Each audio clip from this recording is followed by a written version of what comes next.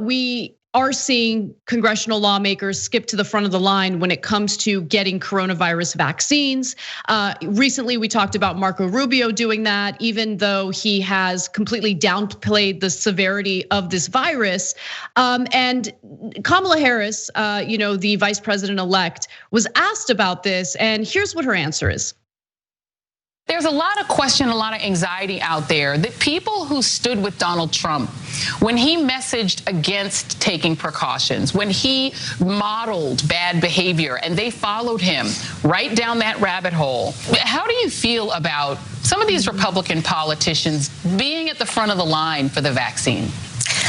Honestly, Joy, I want that everyone gets it. And we could talk about where they've been on the issue. The reality is that it is literally about saving lives. It is literally about saving life. So I hear where she's coming from. One person who disagrees with that take, though, is Representative Ilhan Omar, who has been pretty outspoken against members of Congress skipping in front of the line to get the vaccine. Now, the media has tried to spin this as Representative Omar going after Representative Ocasio-Cortez, who did in fact get the vaccine, took a picture of herself getting the vaccine and posted it on social media.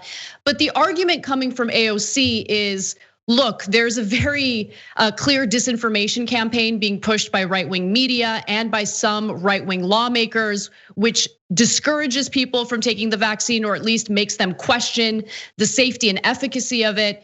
And so to have lawmakers take this vaccine themselves might help to ease people's nerves about all of that, which I actually do think is a good point, especially someone as influential as AOC.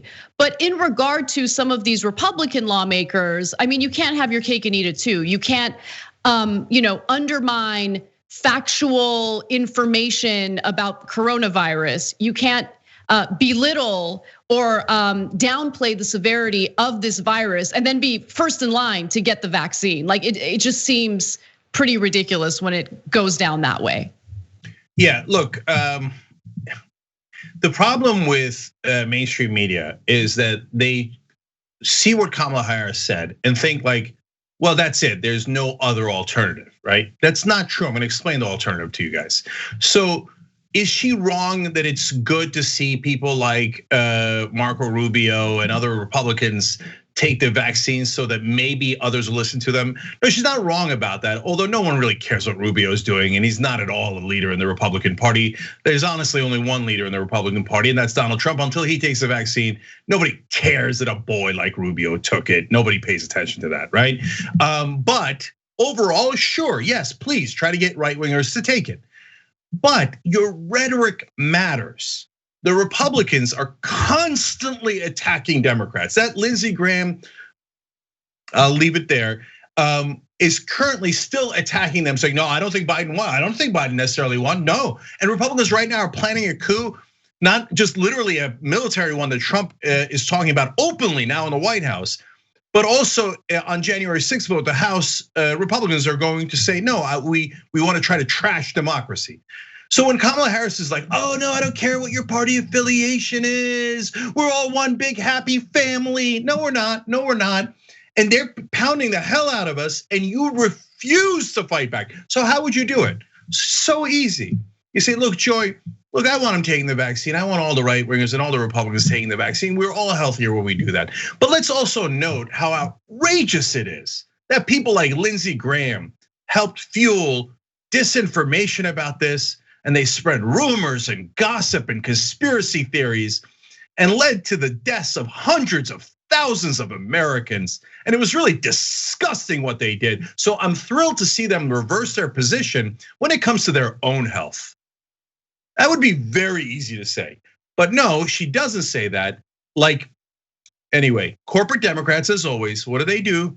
They reach out to the other side slaps them across the face, and they reach out again, oh, our beloved Republicans, our beloved Republicans. What is so, Graham's one of the guys who got the vaccine. Now, why is Kamala Harris not criticizing him, given a perfect opportunity, a softball to do that? Well, remember, they're really, really good friends. She's better friends with Lindsey Graham, apparently, than any of you, certainly, obviously. They fist bumped in the Senate as Lindsey Graham was in the middle of trying to do a coup against her and Biden. Oh, fist bump. Oh, we're all colleagues. As long as we're all elites, everything's hunky dory. Yeah, I mean, look, it goes to this ridiculous notion that Democrats under a Biden administration need to reach across the aisle and work together with these Republicans. But remember, these are the Republicans, Lindsey Graham specifically, who are enabling Donald Trump in trying to overturn the democratically chosen winner of the general election, then that's Joe Biden. And it's just amazing to me that while people like Lindsey Graham are punching them in the face, they're having discussions about how they need to reach across the aisle, negotiate with them and work with them. I think it's important to know your enemies, and these are not lawmakers who act in good faith or have any interest in any real negotiations that benefit the best interests of average Americans.